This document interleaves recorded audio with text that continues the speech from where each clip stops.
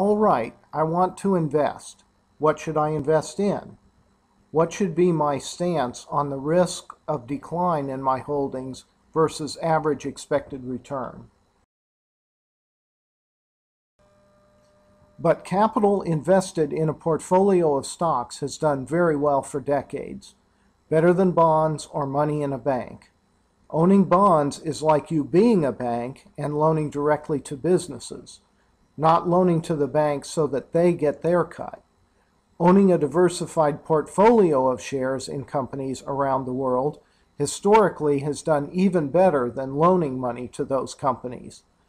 Those firms would not borrow unless they expect the money to help build their company value faster than the interest costs that they pay. That is why the equity lines rise faster, though with more volatility. We want good returns. Stocks do this best over long periods of time, but they fluctuate. We want low fluctuations. Bonds do this best as long as they are short-term. Long-term bonds decline in a rising interest rate environment. One free lunch in investing is diversification.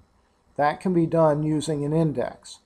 An index is a basket of stocks, ideally from around the world, to reduce variations by region or any other factor.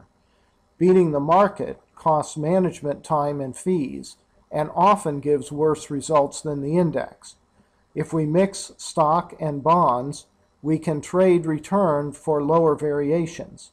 Additionally, rebalancing between stock and bond allocations when stocks have declined or risen is another free lunch.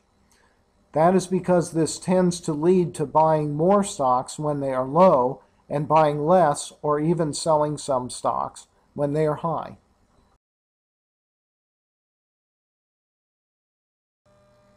If we plot risk horizontally versus return vertically by allocation or percentage in stocks versus bonds, the combined portfolio trades risk versus reward.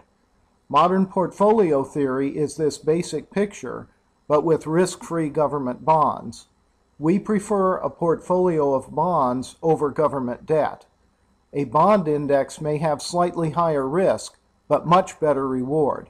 That is why we choose a bond index over the supposedly risk-free asset of government treasury bills. Okay, let's see what happens with different stock versus bond allocations. These are two periods of 3 years each in recent stock market history. Remember, stocks average about 10% returns over long time periods. When there are big declines, the global index of stocks does not drop to zero.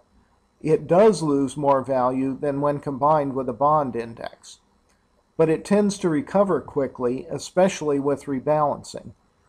But if you need the money quickly, having more of it in stocks allows it to decline further.